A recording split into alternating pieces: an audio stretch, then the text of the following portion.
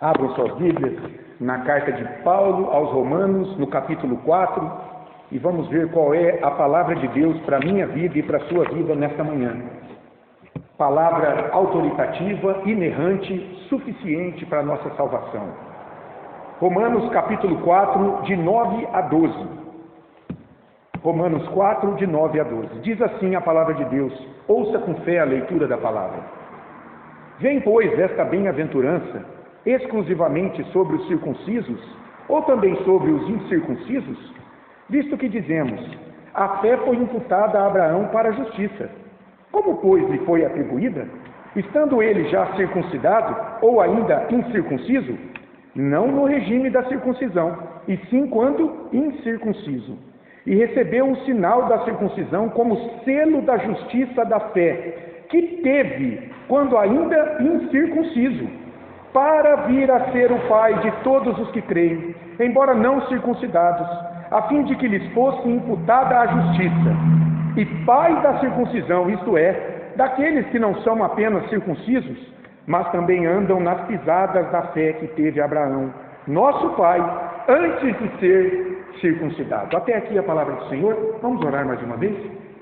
Senhor, lida foi a tua palavra, e a nossa alma clama pelo entendimento dela. Ajuda-nos, Senhor. Ó Deus, em nome de Jesus Cristo, pelo poder do nome e do sangue de Jesus, que o teu Espírito possa calar agora nossa mente, o nosso coração, que o Senhor nos aquiete em teus braços, nos ilumine a nossa mente, nos instrua, Senhor, a partir da exposição deste texto bíblico, para que saiamos daqui mais fortalecidos, mais crentes, mais cristãos, mais dependentes da justiça de Jesus Cristo para a nossa salvação. Faz isso, Deus, na vida dos teus filhos aqui presentes nesta manhã, para a honra e glória do teu nome. Assim te pedimos em nome de Jesus. Amém. Meus amados, nós temos visto aqui, desde o capítulo 3, versículo 21, que Paulo começa a dizer, então, como é que Deus pode salvar um pecador diante de si? Como é que Deus considera um homem ou uma mulher tão imperfeito como nós, justo diante de si? Ele está dizendo que não é pela nossa justiça, não é pelas nossas obras, não pode ser por aquilo que a gente faz, porque em pecado nós não conseguimos obedecer à lei de Deus. Então Deus precisou manifestar o modo dele salvar, uma justiça que veio da parte dele e que foi manifestada de maneira pública na cruz de Jesus Cristo. Paulo vai dizer aqui que é pelo sangue de Jesus. É quando o sangue cobre a vida de um pecador que Deus pode declará-lo justo diante de si. Que Deus pode, de fato, absolvê-lo da condenação de seus pecados. Ele pode agora caminhar aqui seguro na dependência do Espírito Santo do Senhor, sabendo que, não por ele, mas pela justiça de Cristo, atribuída gratuitamente a ele agora é declarado inocente de seus pecados diante da lei de Deus. Isso não é um salvo-conduto para ele continuar pecando, pelo contrário. Agora, desperto pelo Espírito Santo, ele vai ter forças para lutar contra a depressão, contra a falta de amor das pessoas, contra o pecado, contra todo o desânimo em sua vida. Ele vai ganhar cada dia mais corpo espiritual, força espiritual, para enfrentar os desafios da sua vida e para caminhar seguro de que quando chegar o dia da sua morte, naquele dia em que Deus o chamar para prestar contas da sua vida, então ele será declarado inocente diante de Deus. Ele estará limpo. Paulo está dizendo isso aqui na sua carta aos Romanos, à igreja de Roma, que era formada de judeus e de gentios, e que precisavam caminhar debaixo dessa mesma fé. A fé de Abraão, a fé de Davi. Ele chama aqui, a partir do capítulo 4, nós vimos na pregação da semana passada, duas figuras, dois judeus que eram muito importantes para os seus leitores aqui nesses dias. Abraão e Davi. E ele vai dizer que nem Abraão e nem Davi foram salvos por suas obras. Muitos judeus criam que eles tinham sido salvos por suas obras. Paulo vai dizer, não, vocês estão enganados. Abraão, o pai de vocês, o pai da raça biológica, e Davi, um dos maiores reis de Israel. Eles foram salvos quando eles creram em Deus, quando eles entregaram a sua vida a Deus, crendo na promessa do Messias que viria e os resgataria de toda a sua perdição. Porque tanto Abraão quanto Davi sabiam quanto eram pecadores, quanto eram imperfeitos, que por eles não tinham dignidade diante de Deus. Mas onde é que estava a dignidade deles? Estava em eles pertencerem a Deus. em eles crerem nas promessas de Deus para a vida deles. É sobre isso que Paulo falou a semana passada, no capítulo 4, de 1 a 8. E hoje aqui, apenas esses pequenos versículos que lemos, 4 versículos, de 9 a 12, Paulo continua a ter a sua ênfase no tema da doutrina da justificação do pecador. Não por suas obras, mas pela fé. E ele vai dizer, essa fé de Abraão, essa fé de Davi, ela não é exclusiva para um povo, para uma raça. Ela alcança em Cristo pessoas de todas as nações. Os gentios, eu, você, pessoas que não são judeus, não são ismaelitas, mas que creem em Cristo como eles creram. Antes da vinda de Cristo, eles creram na promessa da vinda. Após a vinda de Cristo, nós cremos no Cristo que já veio, no Messias, no Senhor Jesus. Daí o título desse sermão, meus irmãos. Abraão é o pai na fé de todos os que creem em Cristo. Eu acho lindo isso, porque isso liga o Antigo Testamento com o Novo Testamento. Muitas pessoas separam isso. Algumas teologias dizem, não, o Antigo Testamento é para Israel, o Novo Testamento é para a igreja. Mas Paulo não via assim. Paulo via uma conexão entre os dois, uma continuidade, um aprofundamento, uma plenitude maior no Novo Testamento com a luz de Cristo do que a sombra da promessa que havia no Antigo Testamento. Deus revela uma promessa, ela vai crescendo à medida que o Messias se encarna, e quando ele se encarna, ela chega à plenitude. Veja que lindo, Abraão, lá atrás, é o pai na fé de todos os que hoje creem em Jesus. Olha de novo comigo o versículo 9. Vem, pois, esta bem-aventurança exclusivamente sobre os circuncisos, circunciso é o judeu que passava pela circuncisão, ou também sobre os incircuncisos, os gentios, toda pessoa que não era judia e não passava pela circuncisão. Ele está fazendo uma pergunta, essa bem-aventurança vem sobre judeu ou sobre gentio? Visto que dizemos, a gente afirma o quê? A fé foi imputada a Abraão para a justiça. No versículo 6, que a gente viu a semana passada, falando por boca do rei Davi, Paulo havia dito que Deus declara justo, inocente o homem, veja, qualquer homem, pela fé a ele imputada, não por suas obras, mas por graça. O mesmo que ele concluiu sobre Abraão no versículo 3. Como eu disse, tanto Abraão quanto Davi foram justificados, declarados inocentes diante de Deus, quando creram em Deus, não por aquilo que fizeram. Essa é a bem-aventurança que ele falou aqui, no versículo 9, no início, que vem sobre todas as pessoas. Qual é a bem-aventurança? Deus, por graça, mediante a fé, declara justo, inocente um pecador, que crê em suas promessas de salvação pelo Messias, não imputando a ele, não considerando contra ele os seus pecados, mas acreditando a ele a perfeição, a justiça de Jesus Cristo. Então Paulo está dizendo, a bênção, essa bênção aí, não é somente para judeus, mas é também para gentios. Meus caros, Paulo precisa deixar isso claro, porque para muitos dos seus leitores, só a descendência de Abraão, só os judeus na raça, receberiam a promessa de Deus do perdão dos seus pecados. É o que ele vai fazer aqui, ele vai deixar isso claro, nos versículos 9 e seguintes. Veja bem, Paulo aqui está dizendo que a fé foi imputada, foi dada, foi creditada a Abraão, tornando-o justo diante da lei de Deus. Abraão, meus irmãos, era o pai biológico da nação judaica, os circuncisos. Então, na mente do judeu, para muitos judeus, somente os descendentes biológicos de Abraão se beneficiariam da fé de Abraão. Só eles, só o povo de Abraão, não os gentios. Ele chama aqui no texto, os incircuncisos, os estrangeiros, os que não eram descendência biológica de Abraão. É por isso que Paulo diz no final do versículo 9 o seguinte: olha o que o judeu dizia, visto que dizemos, a fé foi imputada a Abraão para a justiça. Então será que essa fé de Abraão é só para o judeu? É só para Israel, étnico? E a gente precisa entender o contexto. Como é que viviam os judeus e as pessoas que não eram judeus? Eles viviam em guerra. Havia uma separação, irmãos, cultural, entre judeus e o resto da humanidade. Os gentios, os judeus diziam, são combustível do fogo do inferno. Olha que terrível. Muitos judeus olhavam para quem não era da nação de Israel e diziam, esse aí é combustível do fogo do inferno. Parteiras que eram judias se recusavam muitas vezes em auxiliar grávidas que não eram judias a terem seus filhos. Por quê? Eu não vou ajudar a colocar mais um gentil no mundo. Que terrível isso! Os judeus lavavam tudo que compravam no comércio, com receio de aquilo ter passado na mão de um gentil, e aí ele estaria contaminado para prestar culto. Muitos judeus ortodoxos sequer entravam num açougue, no mercado, numa tenda de um gentil. Se eles andassem na rua e esbarrassem num gentil, eles tinham que passar por um ritual de purificação lá no templo, para poder prestar culto. Eles ficavam cerimonialmente impuros. Então, pensando nesse contexto, era um absurdo para um judeu supor que a fé de Abraão pudesse abençoar algum gentil.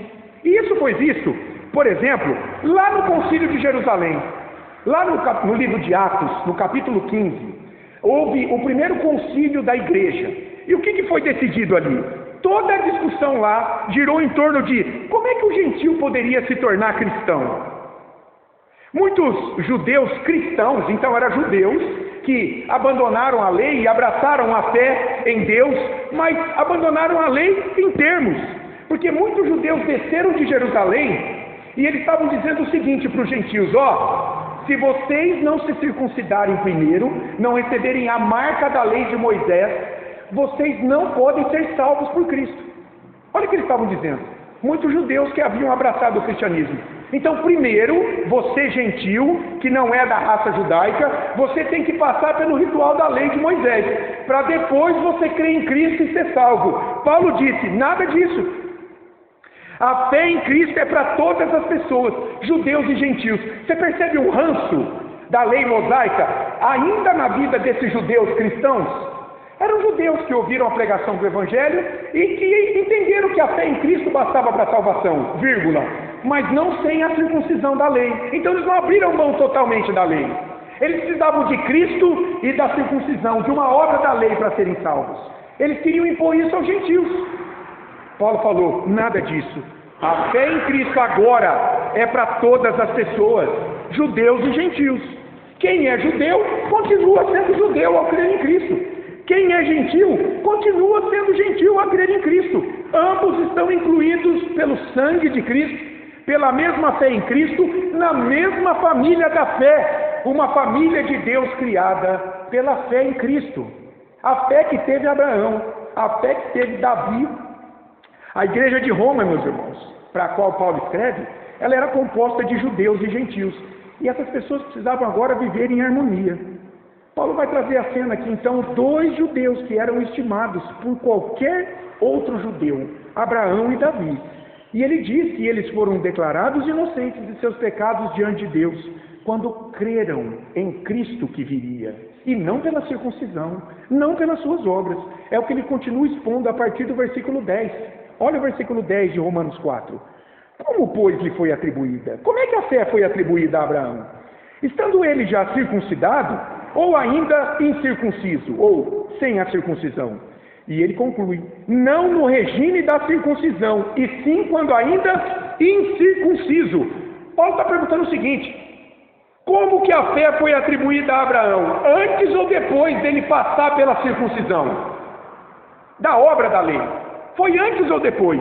E a gente tem que se lembrar da circuncisão. A circuncisão está lá em Gênesis 17. Era a marca da aliança de Deus com o seu povo. Marcava a entrada daquele que passava por aquele rito na família de Deus, ali naqueles dias, na nação de Israel. Então Deus falou para Abraão, todo menino de 8 anos será circuncidado na carne do prepúcio. Ou seja, no órgão genital de um menino de 8 anos, tinha que tirar aquela pelinha. Inclusive, isso é até asepsia, porque aquela pelinha inflama e muitas vezes causa doenças em muitas crianças. Muitas crianças nascem e o médico tem que tirar aquela pelinha do órgão genital masculino. As mulheres estavam incluídas ali. Veja, o batismo no Novo Testamento inclui as mulheres, é mais amplo. Mas naqueles dias, Deus falou, só os meninos. Porque naquela sociedade patriarcal, a fé do pai, do irmão, do marido, era a fé da esposa, estava incluída. Então, fazendo isso com a criança, ela sendo trazida para dentro da família, do povo de Deus, a mulher estava automaticamente incluída. Isso era a circuncisão. No Novo Testamento, qual é o sinal da nova aliança? É o sangue de Cristo, que é sacramentado, selado, apontado pelo batismo. Quando alguém passa pelo batismo com fé de que foi lavado dos seus pecados pelo sangue de Cristo, não pela água do batismo, mas pelo sangue, ele indica que a pessoa foi unida a Cristo quando creu, foi purificada dos seus pecados e agora faz parte da igreja visível. Pois bem, o que o batismo é hoje, a circuncisão era naquele dia para o judeu. O judeu era incluído no povo. Se ele não passasse pela circuncisão, ele não fazia parte do povo de Deus. Assim hoje o batismo no Novo Testamento, ele não salva, mas ele aponta para a salvação que Deus te deu quando você creu em Cristo. A água não te salva, quem te salva é o sangue de Jesus, que te lava de todo pecado, que é figurado pelo batismo. Paulo destaca, meus irmãos, a circuncisão como essa obra da lei de Moisés, para dizer claramente que o próprio Abraão recebeu a declaração de ser justo diante de Deus, não quando passou por ela, mas quando creu nas promessas de Deus quanto à justificação. E aqui a cronologia bíblica nos ajuda. Por quê?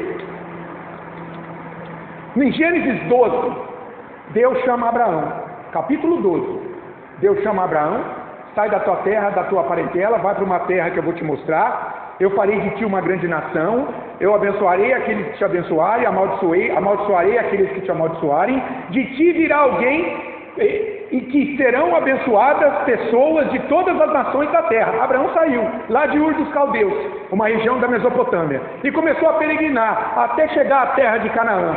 Passaram-se muitos anos, aí entra Gênesis 15. Então vejam, olhando para o livro de Gênesis, primeiro está no capítulo 12, posteriormente nós já estamos em Gênesis 15. O que acontece em Gênesis 15? Abraão, dentro da tenda, provavelmente tem uma visão, Deus fala com ele de novo, reafirma aquelas promessas a ele, você continue firme comigo, Abraão, eu vou fazer de você uma grande nação. E Abraão olhando para si, com mais de 90 anos, Sara estéril, nada de descendente para se formar uma grande nação a partir dele, você crê em mim? Deus falou, sai da tua tenda e olha para o céu. Deve ter sido lindo, deve ter uma noite, devia ser uma noite muito estrelada. Abraão olhou e de fato, hoje a gente não vê muitas estrelas, porque a gente vive em meio a muita poluição e iluminação. Quando você vai para o campo, talvez muita gente entenda bem, o céu é muito mais bonito, né? Imagina lá no deserto onde ele estava. Ele olhou para o céu, ele viu milhares, milhões de estrelas. E Deus falou, conta as estrelas se é que pode. Ele não pode, é muita estrela, né? Então Deus falou para ele, assim será a tua descendência. Abraão creu e isso lhe foi imputado para a justiça. É o texto aqui, que Paulo cita em Romanos 4, versículo 3. Abraão creu em Deus e isso lhe foi imputado para a justiça. E aí então, em Gênesis 17, lembra? Nós estamos no 15. No capítulo 17, o que Deus institui? Qual é a marca que ele institui do pacto dele com o seu povo? A circuncisão. Entenderam a cronologia? Quer dizer, Abraão creu e foi declarado inocente diante de Deus dos seus pecados antes da circuncisão. Então como é que ela pode salvar? Como é que as obras da lei podem salvar alguém? A circuncisão, a obra da lei que Abraão realizou em si, quando ele foi circuncidado, ele tinha 99 anos. Ismael tinha 13 anos. Mas quando isso aconteceu, lá em Gênesis 17, isso nada teve a ver com a sua declaração anterior em Gênesis 15 de inocência. Nada. Ele foi declarado justo em Gênesis 15. E ele foi circuncidado só depois. Então o que isso mostra? Deus considerou a sua fé, não a sua circuncisão, para declará-lo inocente diante de si de seus pecados. Mas muitos judeus ainda poderiam questionar, então, peraí, pastor, do que serviu a circuncisão de Abraão? Do que serviu a sua obediência? Lá em Gênesis 17. Paulo vai explicar no versículo 11. Olha o versículo 11. E recebeu o sinal da circuncisão, quer dizer, a própria circuncisão nele, com 99 anos. Como que? Como selo da justiça da fé, que teve, olha o verbo no passado, uma fé que já era dele. que teve quando ainda incircunciso, sem a circuncisão. Diz aí a primeira parte do versículo 11, até onde nós lemos, que a circuncisão, primeiro, foi um sinal para Abraão. Um sinal, irmãos, é uma marca que Deus estabeleceu entre ele e o seu povo para marcar o pacto de Deus, a aliança de Deus com o seu povo. Ele falou, a circuncisão vai ser esse sinal, essa marca de que eu sou o Deus de vocês e vocês são o meu povo. Mas além do sinal, a circuncisão foi um selo da justiça da fé. O que é um selo? Antigamente a gente punha selo nas cartas, né? Quem é mais velho sabe, a gente ia no correio, se você não botasse um selo, a carta não chegava ao destinatário. O selo significa, essa carta tem uma propriedade, tem um proprietário. Tanto é que se a carta batesse no destinatário e não achasse ninguém, o que acontecia?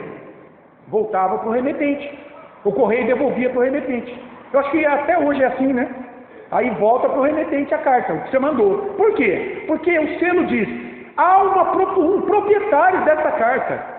Então aqui, meus irmãos, dizer que a circuncisão é como um selo da justiça significa, esse selo, que é a circuncisão, significa uma confirmação, a prova de Abraão ter recebido a justiça de Deus sobre si quando ele creu. Ele é proprietário dessa justiça quando ele creu. Ele não perde mais essa justiça. Ele não perde mais a declaração diante de Deus da sua inocência, porque ele creu na promessa de Deus. É isso que significa a circuncisão ser um selo da justiça que não é por obras, é uma justiça da fé. Então veja, a circuncisão foi realizada por Abraão, por quê? Ele tinha sido declarado inocente, ele já estava salvo diante de Deus antes. Por que Deus manda e ele vai realizar? Justamente como prova, como selo, como uma confirmação de que antes dela, Deus o aceitou como lavado de seus pecados pela fé em suas promessas, algo que ele não pode perder mais. Abraão obedeceu a Deus dizendo, Senhor, obrigado, eu estou respondendo em gratidão, em obediência ao Senhor, por aquilo que o Senhor me deu, quando o Senhor me salvou, me dando a fé. A circuncisão posterior foi uma declaração de Abraão, de que ele cria em Deus. Ele estava perdoado dos seus pecados por Deus. Olha o batismo. Um apontamento do sacramento do batismo no Novo Testamento. O batismo não salva, é um sacramento, é um meio de graça. É um selo. É a pessoa que está passando pelas águas dizendo para todos, eu estou passando por essas águas porque eu creio que pelo sangue de Jesus eu fui purificado dos meus pecados. Eu fui declarado inocente diante de Deus da minha culpa. Eu agora faço parte da família de Deus sobre a terra, a igreja, o corpo de Cristo. Abraão foi obediente a Deus, que o mandou se circuncidar como prova da fé que ele já tinha em Cristo, o seu descendente final. Irmãos, isso aqui, dentre outras coisas, revela que as boas obras não salvam, mas elas apontam para a salvação recebida anteriormente. A circuncisão foi uma boa obra na vida de Abraão, assim como o batismo é uma boa obra na vida daquele que foi alcançado pela graça de Deus, quando creu em Cristo, entregou a sua vida a Ele, recebendo-o como Senhor e Salvador. O batismo, no Novo Testamento, é um sinal, assim como a circuncisão foi no passado. É um selo que aponta para o lavar regenerador do sangue de Cristo, ocorrido não naquele momento ali, mas antes das águas, quando essa pessoa creu em Jesus como seu Senhor e Salvador, lá na regeneração espiritual, quando Deus derramou o Espírito Santo sobre ele, abriu o entendimento dele, abriu o coração dele para Deus, para Cristo, para a fé salvadora, e agora ele creu, e agora ele obedece a Cristo que instituiu o batismo e vai se batizar. Portanto, quem foi salvo vai se batizar, em confirmação da sua salvação, não para ser salvo, como é muito divulgado hoje, em muitas denominações. E eu fico perguntando, por que Deus não justificou, não declarou Abraão inocente dos seus pecados, imputando-lhe a fé, somente após a circuncisão? Por que Deus fez isso antes de instituir a marca, a circuncisão? Dentre outros motivos, certamente, para deixar claro que a justificação, o declarar alguém justo diante de si, não é meritório. Não é por obra humana, não foi por Abraão, não foi por ele ter obedecido, a obediência dele foi resposta da fé. A justificação é pela fé dada por Deus ao pecador que crê em suas promessas. A maior delas, de que o sangue de Jesus perdoa-nos os pecados diante de Deus. Se a circuncisão, irmãos, fosse necessária para a justificação, então os gentios, eu e você hoje, primeiro, nós deveríamos nos tornar judeus, aceitando a lei de Moisés sobre nós, como sinal do pacto de Deus com os judeus. Nós tínhamos que passar pela circuncisão, homens. A gente tinha que passar pelo ritual da circuncisão, adultos, para só depois depositarmos a nossa fé em Jesus Cristo. Irmãos, a fé de Abraão só alcançaria os gentios, todos nós hoje, se ela independesse das obras da lei de Moisés, que os gentios não conheciam. Por isso Paulo vai dizer na segunda parte do versículo 11, olha a segunda parte do versículo 11, para vir a ser o pai de todos os que creem, embora não circuncidados, ou seja, os gentios, a fim de que lhes fosse imputada a justiça, a declaração de inocência pela fé, o mesmo que aconteceu a Abraão e a Davi, o mesmo que Deus fez com Abraão, Davi e todos os judeus quando creram, ele faz com o gentio. É por isso que Abraão é o pai espiritual de toda a humanidade que crê em Cristo como Senhor e Salvador, seja judeu, seja gentil. Deus, irmãos, tem um plano só de salvação pelo Messias para um povo só. E esse texto mostra muito bem, como eu disse, a continuidade do Antigo Testamento no Novo Testamento. O que a gente vê aqui na mente do apóstolo Paulo, falando inspirado da parte de Deus? Ele está dizendo que é o mesmo povo, a mesma igreja, o mesmo Salvador, a mesma palavra sendo revelada progressivamente a esse povo. Lá no passado, Deus revelou por meio do sangue, de figuras, do ofício real, sacerdotal, profético, por meio de coisas, o tabernáculo, o templo, por meio de rituais.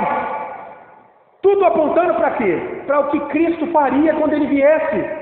Cristo cumpre todo o Antigo Testamento. Por isso que a gente tem que tomar cuidado. Tem muita igreja que gosta do Antigo Testamento e da simbologia do Antigo Testamento. Você vai em muita igreja, tem lá uma réplica da Arca da Aliança. Cristo é a Arca da Aliança. Ele cumpre o sacrifício. Você vê bezerros dentro de igrejas. Você vê chofar sendo tocado. Como era tocado nas batalhas do passado. Irmãos, toda a lei foi cumprida em Cristo. Por isso que a igreja cristã tem que ser simples. Um lugar de adoração onde tem que pender a cruz. Só a cruz. A cruz cumpre toda a simbologia do Antigo Testamento. A gente não precisa mais da Arca da Aliança aqui. Você não precisa de alguém pregando como um sacerdote se vestia naqueles dias. Você não precisa da pompa do Templo de Jerusalém aqui dentro hoje. Cristo cumpriu todas as coisas. Você não tem que ter um altar do holocausto. Você não tem que ter um altar queimando incenso durante o culto. Nós podemos orar na mediação de Jesus, e a oração que o incenso simbolizava chega a Deus. Você está orando na mediação de Jesus Cristo. Aqui, na tua casa, você está lá debaixo do poder do nome de Jesus Cristo. A gente não precisa mais dessa simbologia do Antigo Testamento. Mas tem muita gente que ainda hoje se apega a isso.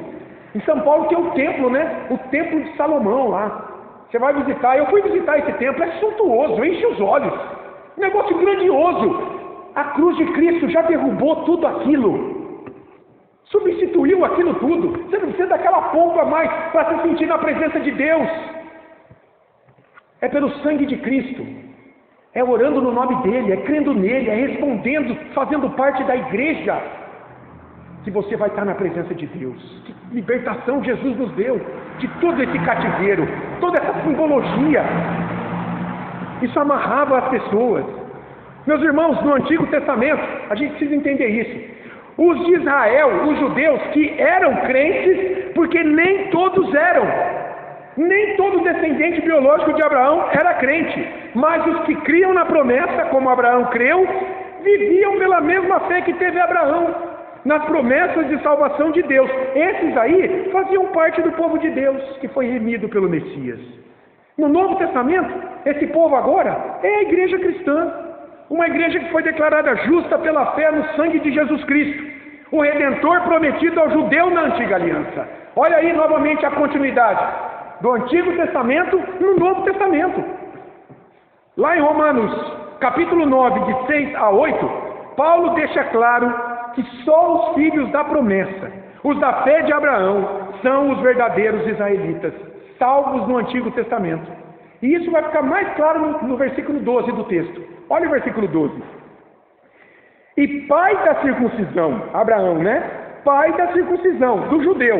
Isso é, de todo judeu? Ele vai falar, não. Abraão não é pai de todo judeu.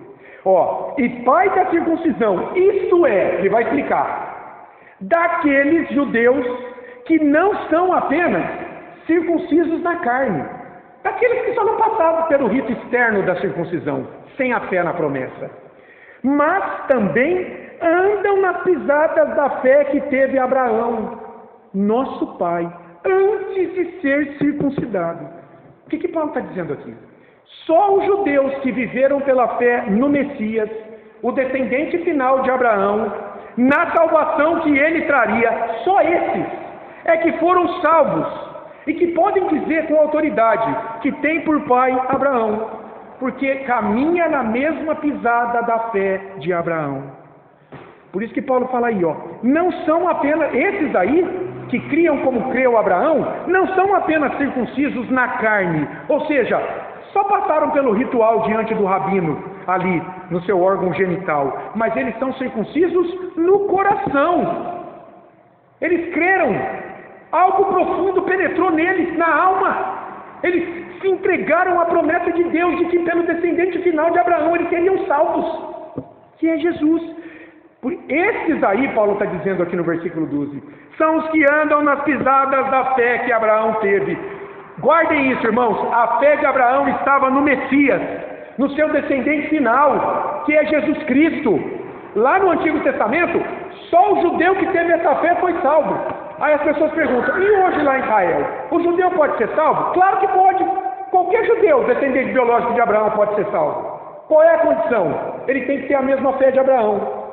Ele tem que crer no mesmo Messias que Abraão cria. Ele tem que se entregar a Jesus Cristo. Então o judeu em Israel que crê em Cristo está salvo, faz parte da família de Deus. O judeu em Israel que não crê em Cristo será condenado.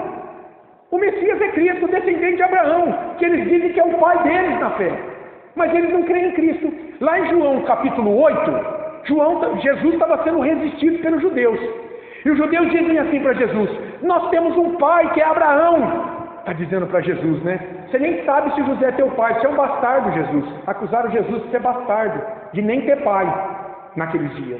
E os judeus estavam dizendo para ele, nós temos um pai, Jesus, que é Abraão. Veja, Jesus era judeu também, é claro que Abraão também era o pai de Jesus. Mas eles estão querendo ofender Jesus, dizendo que ele não sabia nem que era o pai dele. E Jesus fala para eles assim, se Abraão fosse o pai de vocês, vocês não procurariam me matar. Porque Abraão viu o meu dia e creu em mim. Aí pegaram em pedra para atacar nele. Olha que coisa profunda isso que Jesus Cristo está explicando ali em João capítulo 8. Ele está dizendo exatamente isso. Quando Deus prometeu um descendente final a Abraão, o Messias, Abraão viu quem? O próprio Jesus Cristo, ainda pré-encarnado. Claro, ele não tinha sido encarnado ainda, mas pré-encarnado, e já creu. E essa fé em Jesus o salvou. E salvou todo judeu na antiga aliança, que viveu na mesma fé. Impressionante eu acho isso aqui, não é? Que Jesus está explicando aqui. Então, a circuncisão, ou a falta dela, não influencia na salvação de alguém, nem nada.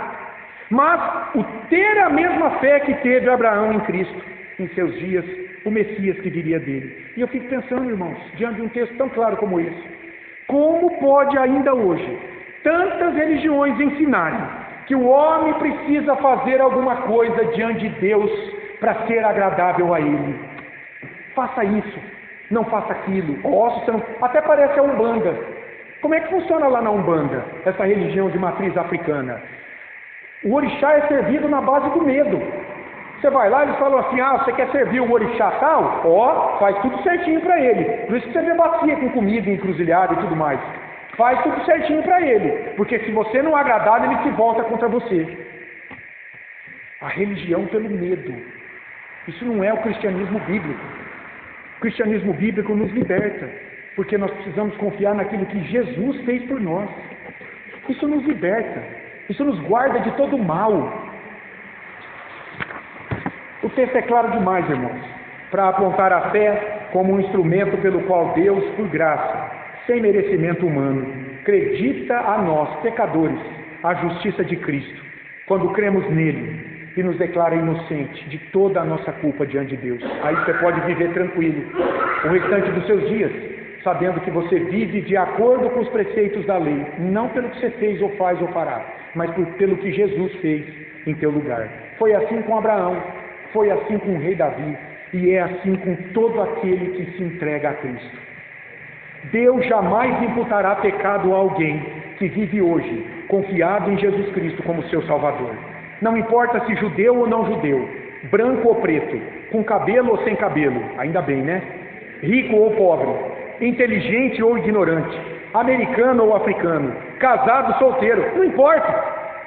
Se a fé está em Jesus Cristo como suficiente Salvador, então essa pessoa vive nas pegadas da fé de Abraão no Messias e jamais terá contra si uma sentença condenatória pelos seus pecados no tribunal de Deus no dia do juízo, porque os seus pecados foram assumidos na cruz pelo seu Senhor. Deus já te condenou em Jesus, para que você viva agora de maneira limpa diante dele. E que lições podemos tirar desse texto? Apenas algumas. Primeira delas, irmãos, a salvação é pela fé, não é por ritos religiosos. Abraão foi justificado antes da circuncisão, antes da obra. Portanto, não confie no rito do batismo, preste atenção, no rito da ceia do Senhor, na tradição da igreja, confia em Cristo. Agora, olha só, isso não significa que o batismo como sacramento não é importante, não é isso que eu estou dizendo, nem o que Paulo ensinou. Então, cuidado com os extremos. Extremo na vida nunca é bom. Então, pensando no batismo, o batismo não pode ser superestimado. O batismo superestimado é assim, confiar no rito, nas águas para a salvação. É aquele que diz assim, se eu morrer sem passar pelas águas, então eu estou perdido. Você está superestimando o sinal externo das águas. O que dizer do ladrão da cruz? Ele estava perdido e ele não passou pelas águas, mas foi salvo. Porque não é o sinal externo que salva, é a fé que ardia no coração daquele crucificado. Ele creu em Cristo como rei, como salvador da vida dele. Se ele descesse da cruz, ele ia passar pelas águas, como confirmação, como prova de uma fé que já ardia no coração dele. Entenderam isso? Não confie no elemento externo, isso é superestimar o batismo. Mas de outro lado, não subestime o batismo, considerando, por exemplo, desnecessário após você dizer que tem fé em Cristo, porque o batismo é um sacramento. Talvez muitas pessoas dizem assim, o importante é ter fé e não o ritual do batismo. Não, aí você está subestimando, não é nada disso. O batismo é um sacramento, meio de graça. Ele foi instituído por Cristo. Ele é um selo que confirma algo espiritual que Deus fez em tua vida quando você creu. Olha o que diz Jesus em Marcos 16:16. Ele diz assim, quem crer e for batizado será salvo. O que ele está dizendo? Marcos 16:16. Quem crer e for batizado será salvo. Jesus está dizendo, não vai ser salvo pelo rito, senão ele estaria se contradizendo, porque ele salvou alguém na cruz sem a água.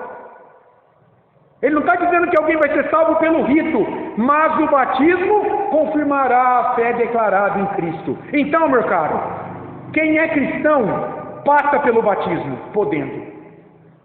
Às vezes, Deus alcança alguém no leito de morte.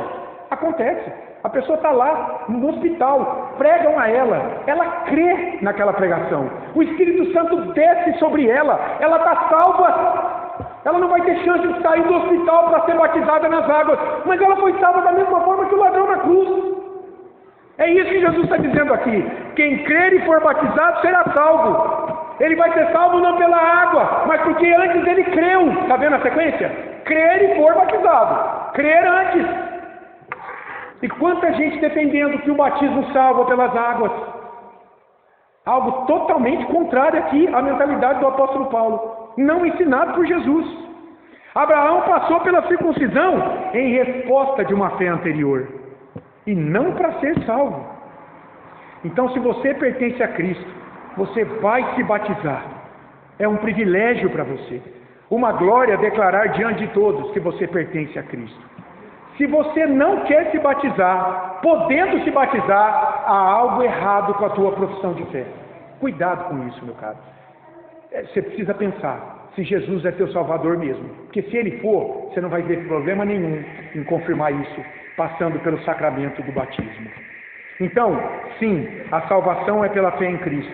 Mas uma vez crendo, a prática de boas obras, dentre elas, o sacramento do batismo, é esperada de Deus da sua vida. Mas também, o que a gente aprende desse texto? Fé verdadeira vem antes de obediência visível. A circuncisão era um selo, uma confirmação da fé que Abraão já tinha.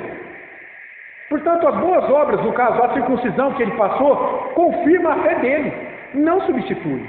As boas obras são resposta pela tua salvação e não uma forma de você ser salvo. É outra coisa que se ensina por aí também. Faça algo para você ser salvo. Isso não é bíblico.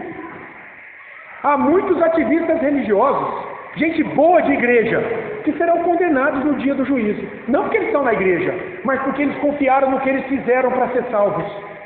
Aí eles serão condenados.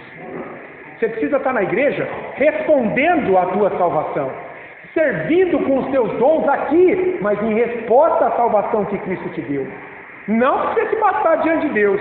Aí você está em maus caminhos. Em terceiro lugar, esse texto me fala que o Evangelho é para todos, meus caros, judeus e gentios.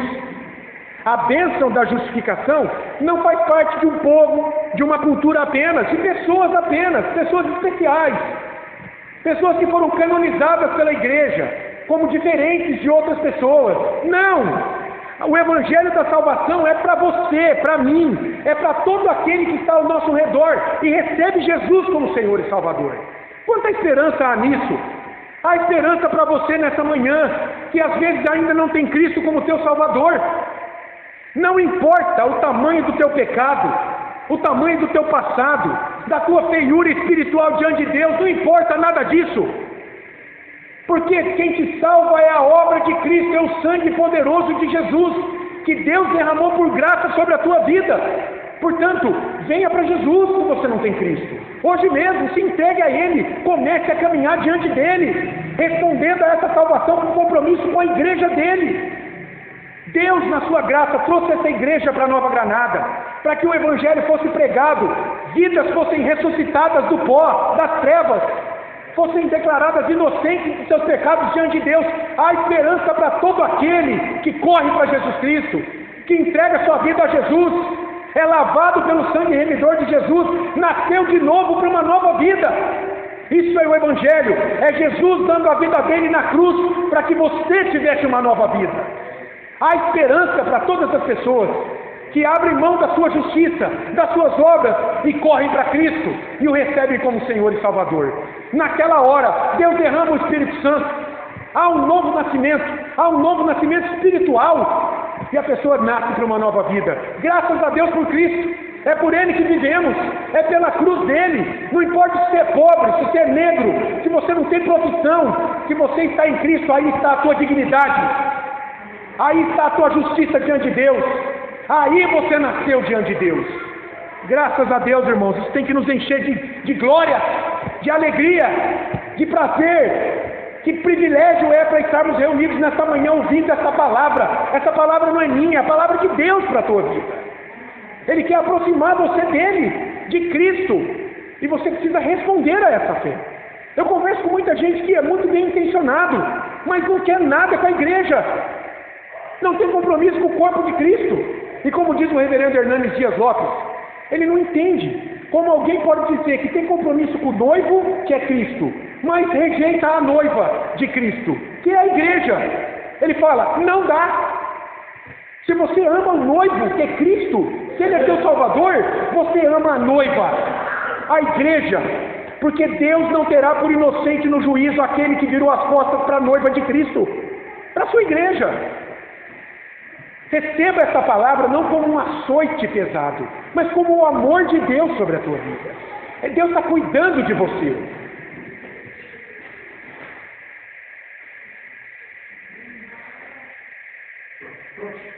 Está tudo bem. Deus está cuidando da sua vida e da minha vida. Essa é uma palavra de graça, é uma palavra de misericórdia, é porque Deus te ama, é porque Deus quer passar uma borracha em toda a tua angústia, em toda a tua tristeza, em todo o teu desamor por Ele. Ele quer se revelar a você em Cristo Jesus e na palavra pregada. Guarde esta palavra com carinho, com cuidado no seu coração. E por fim, examine se a tua fé é viva e salvadora, ou se ela é apenas a de mais um religioso que confia na religião. Meus caros, há muitos religiosos que nunca nasceram de novo. Nunca. Estão dentro de igreja, mas estão mortos. Você crê de fato, como Abraão creu, que Deus era fiel em suas promessas de salvar o seu povo pela fé no seu descendente, o Messias Jesus Cristo? Você crê? E eu acredito assim que todo mundo vai dizer, eu creio. E aí uma outra pergunta. A sua fé tem produzido boas obras em resposta? Tem produzido obediência? Segundo a Escritura, a grande evidência da fé salvadora é uma vida que busca obedecer e servir a Cristo cada dia mais. Deus, Ele não espera que você seja perfeito, que você seja invencível diante das tentações, a partir do momento que você creu em Cristo e passou pelo batismo como sinal dessa fé. Ele não espera que você seja perfeito, que você não peque mais, que você não erre mais. Não, Ele espera que agora você tome consciência do teu pecado e você comece a lutar contra ele, em uma vida de serviço e obediência a Ele. Por que é importante saber disso? Porque eu já ouvi dizendo gente falando assim, ai pastor, eu não posso ir para a igreja porque eu sou muito errado. E eu digo, se você esperar ser certo, você nunca vai para a igreja. Ai pastor, eu me sinto muito indigno, eu não posso ir para lá. Se eu for para lá eu vou ter que mudar, eu não vou conseguir. Quem falou que a mudança é na tua força? A mudança é pelo Espírito Santo, em você, que Deus vai derramar sobre você, quando você tomar essa decisão. Eu quero caminhar com Cristo nessa vida, quero participar da igreja. Se eu não sou batizado, eu vou me batizar. E a partir daí, você vai ver o milagre acontecer na tua vida. O Espírito Santo vai te encher de poder. Hoje se fala muito de empoderamento. Que empoderamento? De onde vem isso? Se fala muito em luz. Eu recebo mensagens o tempo todo, que a luz brilhe na tua vida. Que luz? Jesus em João 8,12 diz, eu sou a luz do mundo. Quem me segue não andará em trevas. Passou da morte para a vida. É a luz de Cristo que você precisa sobre a tua vida. Você não está contra a depressão, contra a apatia de fé, contra o desânimo espiritual. Você precisa da luz de Cristo em você. E não é de qualquer jeito que isso acontece. Deus espera uma resposta tua a partir da pregação da palavra. Então, graças a Deus por isso, meu querido. Há esperança para todos aqueles que, cansados e desanimados em suas vidas, se aproximam de Cristo com corações arrependidos, declarando agora viver para Ele e para a sua glória. O milagre acontecerá, o Espírito Santo descerá, e você poderá descansar a sua alma nas mãos do Redentor da sua vida. Graças a Deus por isso. Vamos orar mais uma vez? Senhor, obrigado. Ah, Deus, quanta esperança há em Jesus, o nosso Salvador, o nosso Senhor. Olha, Senhor, para as necessidades de cada pessoa aqui nesta manhã. O Senhor as formou, o Senhor conhece o coração delas. O Senhor conhece as angústias, as feridas, aquilo que precisa ser tratado pelo Senhor. Senhor, derrama do Teu Espírito Santo sobre aqueles que ainda não Te conhecem e fortalece a fé daqueles que já são Teus. Ajuda-nos, Senhor. Hoje nós somos o Teu povo, Deus. Confiamos no Messias, no descendente final de Abraão. Ó Deus, nós caminhamos aqui pela mesma fé. Nós precisamos perceber diariamente o Teu Espírito, testificando com o nosso Espírito, de que nós somos Teus filhos, de que nós passamos das trevas para a luz de Cristo, de que nós deixamos de ter o Senhor como nosso juiz, para termos o Senhor como nosso Pai, que em Cristo nos ama, nos adota em Tua família e nos faz mais do que vencedores sobre todo o mal. Obrigado, Senhor, por essa graça, porque isso veio até nós pela Tua graça e misericórdia, nunca dependeu de nós. Se estamos aqui nesta manhã, foi porque o Teu Espírito nos trouxe, foi porque o Senhor nos trouxe até aqui. Cada passo, cada quilômetro percorrido até este lugar, foi trazido pelo Senhor, foi preparado pelo Senhor, ó Pai, para que estivéssemos aqui nesta manhã. O Senhor nos guardou nesta semana, para que chegássemos aqui nesse momento e fôssemos edificados pela Tua palavra, pelos louvores entoados, pela palavra lida, pregada, cantada, orada. Nós estamos aqui, ó Deus, com o coração aberto, sedentos em receber a graça do Senhor, o Teu Espírito Santo abundante em nós. Ajuda-nos, nós somos o teu povo, nós cremos no Senhor, o Senhor é um Deus vivo. Teus olhos estão sobre a vida de toda a humanidade, Senhor. E de maneira especial, o Senhor tem cuidado da tua igreja. Ó Pai, ajuda os teus filhos aqui nesta manhã a perceberem isto. Que não há nada melhor, não há um bem maior nesta vida do que caminharmos aqui protegidos, cobertos pelo sangue do teu Filho, testemunhando na vida da igreja de que de fato nascemos de novo no Espírito. Recebe a nossa vida, continua a operar nesse culto pelo teu Espírito. Assim oramos em nome de Jesus. Amém.